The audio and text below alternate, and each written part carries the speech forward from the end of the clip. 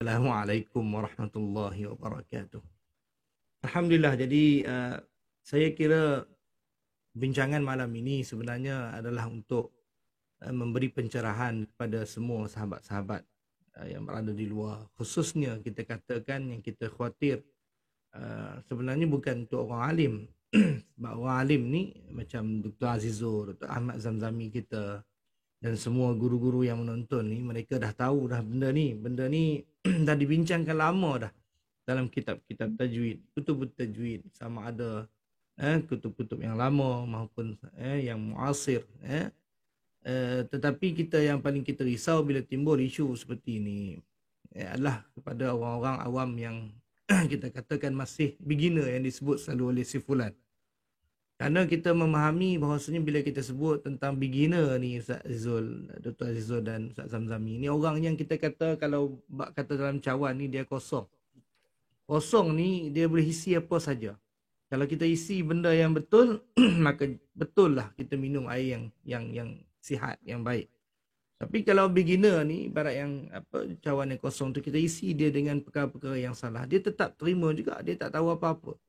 Dan yang malang sekali, dengan alasan yang digunakan atas nama inovasi kononnya, ya, untuk memudahkan beginner, khususnya katanya orang Melayu, ya, untuk menyebut huruf-huruf isti'la, lebih tepat kita sebut khusadhartin qil, dan juga huruf ra katanya, supaya hampir kepada tepat. Istilah yang digunakan oleh fulan ialah hampir kepada tepat. Maka diwujudkan satu kaedah yang tidak pernah disebutkan oleh mana-mana ulama sebelum-sebelum ini. Khususnya ulama-ulama muktabar. Kalau kita lihat dalam semua kitab yang membahaskan berkenaan dengan makharijul huruf was-sifah, was-sifat, kita lihat apabila mereka membicarakan tentang huruf-huruf isti'la ini, huruf ra juga, maka mereka membincangkan tentang hukum tafkhim. Tidak ada mereka menyebutkan bahawasanya di sana ada keperluan untuk dhammus syafatain. Bahkan disebut kalau huruf isti'la itu adalah isti'la apa dia? Aqsal lisan. Aqsal lisan. Isti'la aqsal lisan ila jihatil hanakil alwi. Maksudnya angkat di pangkal lidah itu, sehingga kan akhir sekali suara itu memenuhi di ruangan atas itu, yang menyebabkan bunyi dia menjadi saminan, ghalidhan, tebal. Itu yang disebut oleh para ulama kalau kita buka mana-mana kitab tajwid. Dan kita kena faham, tambahan mungkin sedikit daripada apa yang Dr. Azizul sebutkan tadi, bacaan Al-Quran ni satu sunnat muttaba'ah, satu sunnah yang diikuti. Maksudnya dia adalah satu perkara yang sebenarnya telah selesai dari sudut penurunan wahyunya. Kaedah bacaannya itu telah selesai pada zaman Nabi SAW. Dan diikuti oleh para sahabat, sampailah kepada tabi'in, sampailah tabi'in, sehinggalah pada kita hari ini. Dan disebutkan oleh para ulama bahwasanya ilmu tajwid ni, sahabat-sahabat semua, dia tidak muncul, ilmu tajwid an-nazari, tidak muncul pada zaman Nabi, tidak muncul pada zaman sahabat dan tabi'in, memang kerana ketika itu orang Arab ni berbahasa fasih. Tidak ada pencemaran dalam sebutan mereka, dan mereka tidak memerlukan pun kepada wasilah ilmu tajwid ini untuk menyebut Al-Quran dengan betul.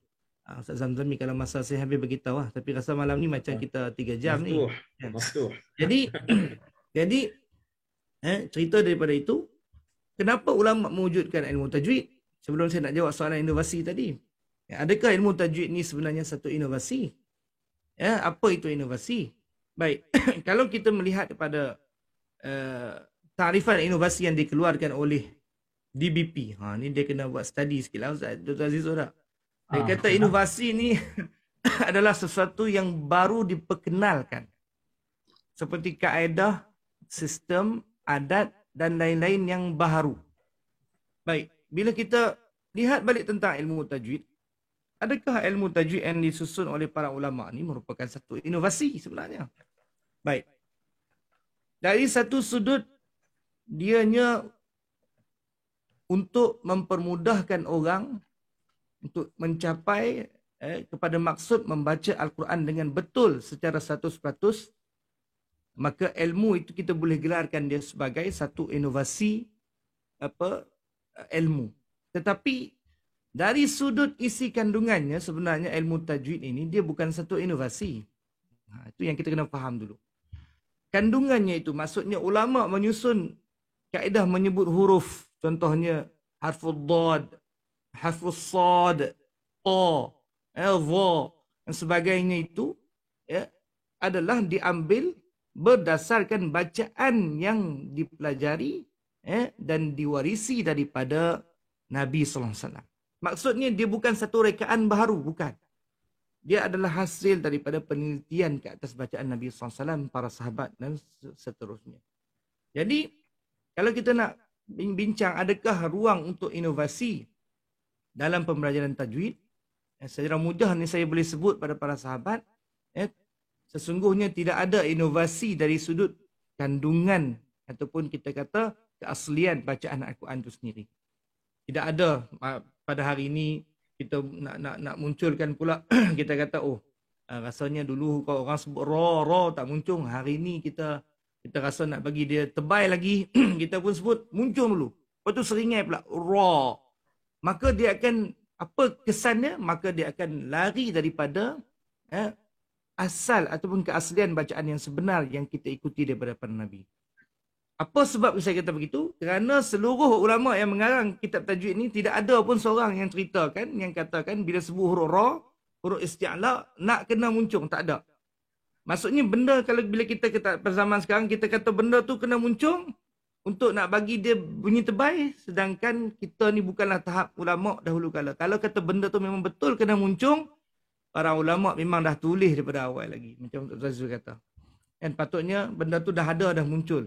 Kalau bagi alasan kita kata kita ni orang Melayu tak, orang Melayu susah nak sebut. Adakah ulama-ulama yang mengarang buku tajwid ni tak tahu kat dunia ni ada bangsa selain bahasa Arab? Penonton.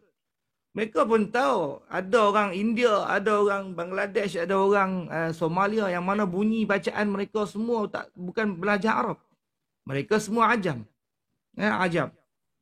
Tetapi kenapa tak ada pun seorang pun ulama atas dunia ni yang tulis kata huruf isti'la, keluar pula kita punya moderator, tak apa. Huruf isti'la ni kena dhammu syafatain. Tak ada.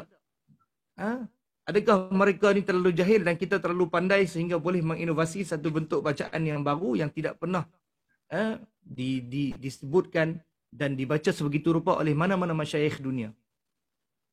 Dan apabila fulan ataupun siapa-siapa klaim bahawasanya kaedah ni memang ni sebutan daripada adalah fulan menyebut kaedah ni memang bertentangan dengan ulama di dalam negara ni, bahkan di seluruh dunia. Tuan-tuan, kalau tuan-tuan dengarlah orang seorang dia kata macam tu, tuan-tuan nak ikut tak? Maaf lah, saya perangat keadaan ni, Tuan Zizul, saya perangat ni. Kalau kata saya punya amal ibadah saya ni, contohlah semayang satu hari saya buat semayang 3 rakaat, saya tambah lagi 1 sujud pula last. Saya kata ni memang tak ada seorang pun ikut. Tapi saya rasa orang Melayu ni dia kena semayang lebih sikit, tambah 1 lagi rakaat lepas maghrib tu. Sebab dia ni orang Melayu. Kan? Contohnya. Ni memang bertentangan dengan seluruh ulama seluruh dunia. Tak ada siapa pun sebut macam ni. Saya seorang dan dunia sebut. Kalau kita ikut, macam mana maksud dia? Cubalah kita fikir. Kan? Bila perkara tersebut keluar. Cumanya last sebelum saya nak pas balik button ni kepada Ustaz Zamzami, kita lama nak ambil mukadimah ni. Lepas ni tak cakap apa dah lah. Tak apa. Cumanya kita kata inovasi yang melibatkan kaedah pembelajaran. Nak apa dia orang panggil apa, nak memudahkan orang faham. Kita tak nafikan kadang-kala kita sebagai pengajar ada menggunakan istilah-istilah. Saya bagi contoh lah. Mudah orang Melayu sebut ha. Orang Melayu susah sangat nak sebut ha. Nak bezakan antara ha dan ha. Maka kita pun kadang ada guru itu ha pedas. Tak ada pun mana-mana kitab. Memang tak ada sebut kata ha pedas. Tetapi keadaan kita menyebut ha pedas itu tidak sampai menjejaskan bunyi asal ha itu sendiri. Maka dalam hal sebegitu, masa dalam hal macam mana Ustaz? Ala sabili taqrib lah kita kata. Aiwa, saya tu bahasa lebih ilmiah lah, saya cuba guna bahasa yang mudah. Maksudnya perkara begitu dia tidak sampai menjejaskan keaslian bunyi huruf tersebut. Orang buat kaedah lah ni, ketuk apa sebagailah. Contoh, kalaulah inovasi yang kita buat dalam kaedah pembelajaran online sebagainya, kita keluarkan live macam Ustaz Zamzami buat, setengah orang buat timetable, kreativiti dia buat timetable untuk memahami makhraj huruf, sifat huruf. Itu inovasi ataupun kreativiti yang kita buat yang tidak menjejaskan kandungan asal. Lain kalau kita buat perkara tersebut, tiba-tiba kita tambah lagi satu sifat huruf baru. Ikut kepala otak kita. Maka itu memang tak boleh. Jadi bukanlah kata tak ada ruang langsung, tetapi kebanyakannya kita kata inovasi dan kreativiti itu hanya berlaku dalam soal kaedah penyampaian. Selagi mana kaedah penyampaian itu tidak menjejaskan keaslian bacaan Al-Quran itu, maka dianya harus.